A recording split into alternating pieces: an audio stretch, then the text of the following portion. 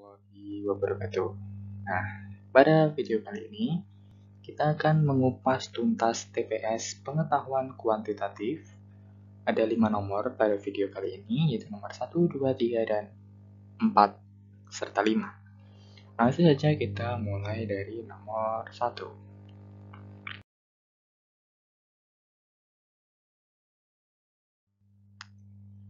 Dua garis sejajar dipotong oleh dua garis yang berbeda yang tidak sejajar seperti pada gambar. Berapakah nilai X jika Y sama dengan 100 derajat dan Z-nya sama dengan 145 derajat? Oke, kalau kita gambar ulang, kurang lebih gambarnya seperti ini ya teman-teman. Di sini ada dua garis yang sejajar, kemudian dipotong oleh garis yang tidak sejajar. Nah, di sini ada sudut X, kemudian di sini sudut Y, dan ini adalah sudut Z. Nah, pilihan yang A, pernyataan 1 saja cukup untuk menjawab pertanyaan, tetapi pernyataan 2 saja tidak cukup. Kita lihat pernyataan 1 di mana Y sama dengan 100. Apakah dengan mengisikan Y sama dengan 100 ini, kita bisa menemukan nilai X-nya langsung? Tidak ya teman-teman. Nah, karena tidak, maka jawaban yang A ini salah. Kemudian yang B, pernyataan 1 dan pernyataan 2 tidak cukup untuk menjawab pertanyaan. Oke, nanti kita coba hitung dulu apakah dua pernyataan ini cukup atau tidak. Kita lanjut ke opsi C, pernyataan 1 saja cukup untuk menjawab dan pernyataan 2 saja cukup. Kalau dari A tadi pernyataan 1 saja cukup itu salah, berarti yang C juga ikut salah dong ya. Karena ini juga sama-sama mengatakan pernyataan 1 saja cukup. Jadi yang C salah. Kemudian yang D, pernyataan 2 saja cukup untuk menjawab pertanyaan, tapi pernyataan 1 saja tidak cukup. Jika kita memasukkan nilai Z sama dengan 145 ini, apakah kita sudah bisa menemukan nilai X-nya? Maka kita belum nemu ya nilai X-nya. Jadi yang D juga salah. Nah, sekarang tinggal B atau E. Kita coba hitung, karena yang ini dua pernyataan bersama-sama digunakan. Untuk mencari X, kita harus tahu dulu sudut-sudut yang berhubungan atau memiliki korelasi. Nah, karena di sini ada garis sejajar, maka nilai X di sini sama dengan nilai X yang ada di sini. Nilai Y di sini sama dengan nilai Y yang ada di sini. Ya kan? Nah, sekarang kalau kita amati pada sudut Z ini akan berpelurus dengan garis ini. Katakanlah ini ada sudut A. Nah, sudut Z ini akan berpelurus dengan sudut A ini ya, yang hasilnya 180. Nah, kita cari dulu nilai sudut A untuk mencari X. Karena di sini juga kita lihat X-nya juga berpelurus. Katakanlah di sini ada sudut B. Nah, X berpelurus dengan sudut B. Z berpelurus dengan sudut A. Nah, di sini kan ada segitiga. Nah, maka nanti kita cari segitiganya dulu berapa, nilai dari A dan nilai dari B. Kita mulai dari yang Z dulu ya. Oke, Z ditambah dengan A itu sama dengan 180.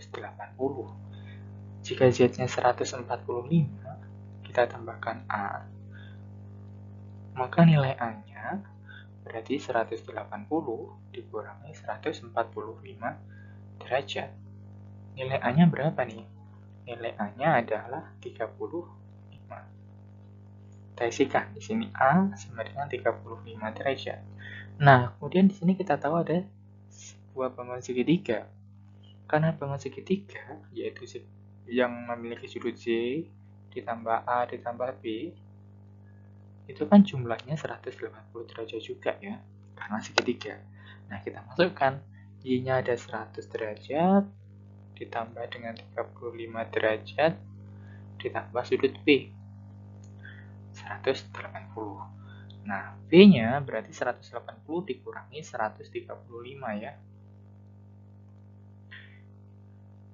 Nah, berapa nih? B-nya didapatkan 45. Oke, kita ketemu nilai B. Nah, di sini B-nya sama dengan 45. Nah, jika kita lihat lagi, sudut B ini akan berpelurus dengan sudut sudut X ya. Nah, jadi kan satu garis lurus ya.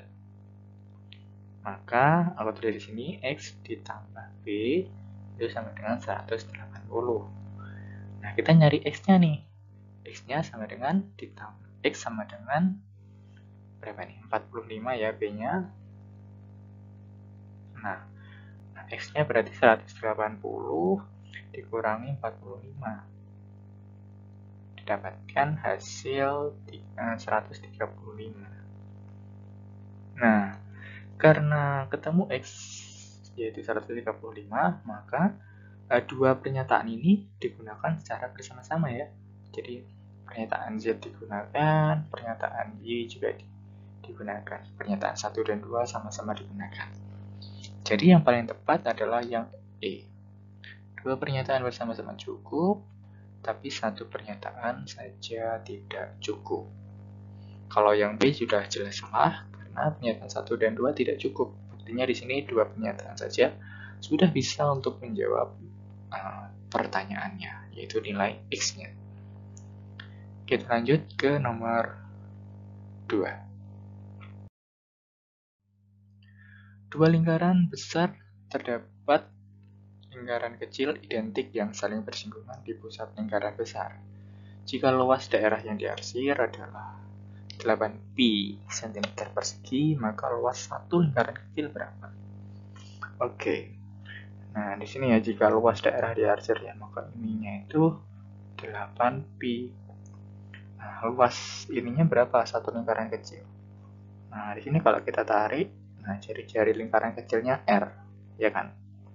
Kemudian jari-jari lingkaran besarnya kan berarti 2 kalinya jari-jari lingkaran kecil.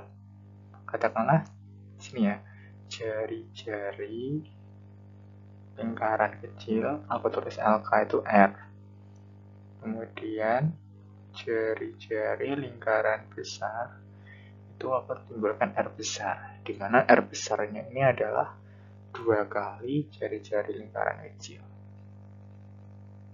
Luas arsir 8 pi. Oke. Nah, untuk mencari luas arsir, kita tahu ya, yaitu luas lingkaran besar dikurangi 2 kali luas lingkaran kecil, ya kan? Luas lingkaran besar dikurangi lingkaran kecil yang ada 2. Nah, luas arsirnya kita tahu 8 pi dengan luas besar. Apa rumusnya? Pi kali R kuadrat. R-nya yang mana? Yang R besar. Nah, dikurangi 2 kali lingkaran kecilnya. Pi kali R kecil kuadrat. Oke, kita hitung. 8 pi sama dengan pi dikali R besar. R besarnya berapa? 2 R kecil kuadrat dikurangi 2 pi R kuadrat. 8 pi sama dengan, ini jadinya pi dikali 4 R kuadratnya. Min 2 pi R kuadrat. Nah, ini kita ubah biar sama seperti ini ya. Nah, biar teman-teman gak bingung. Nah, ini kan 4 pi R kuadrat dikurangi 2 pi R kuadrat kan hasilnya 2 pi R kuadrat. 8 pi. Nah, maka kita dapatkan R kuadratnya 8 pi dibagi 2 pi. 4 itu sama dengan R kuadrat.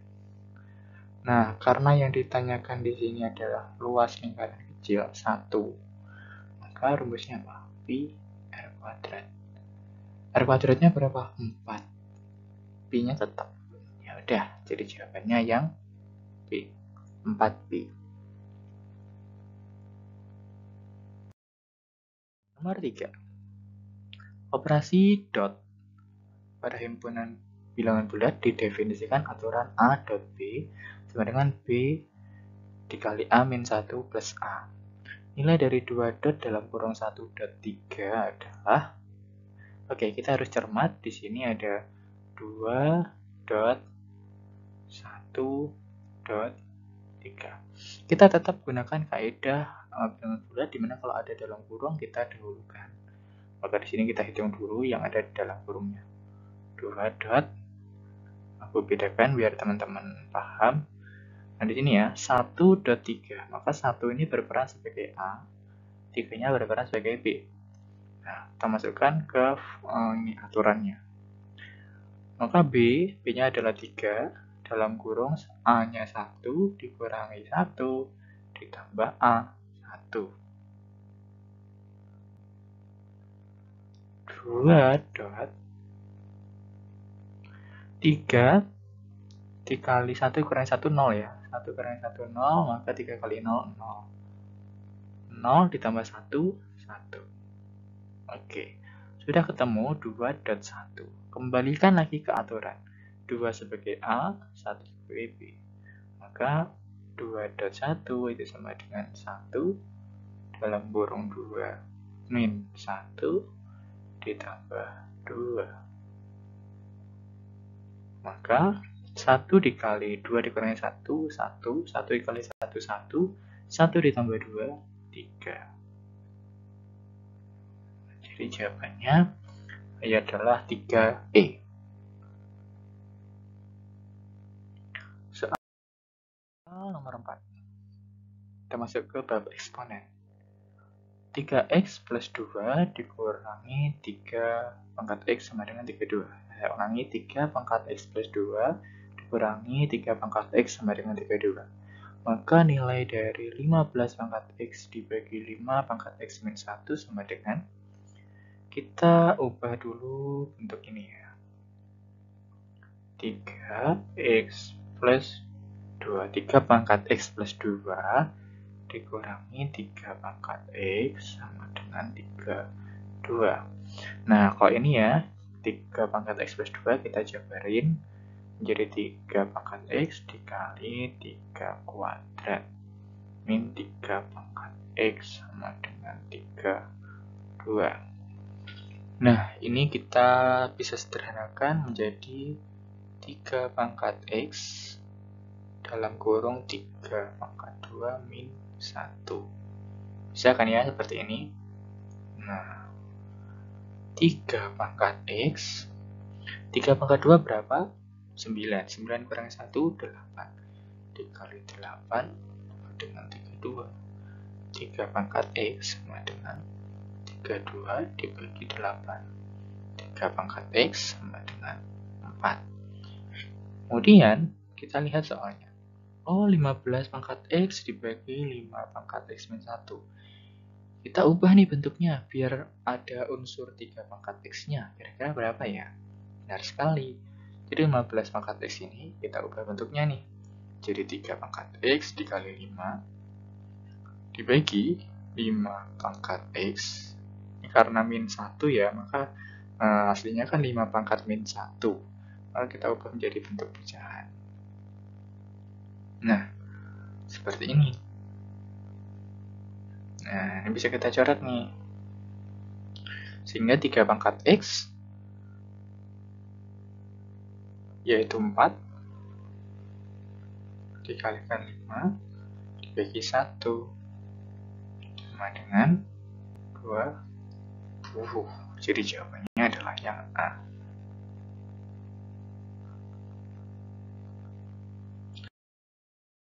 Dan nomor terakhir. Jika x1 dan x2 memenuhi 3 pangkat x kuadrat, 27 pangkat min x sama dengan 1/9 dengan x1 lebih dari x2, maka nilai x1 min x2 sama dengan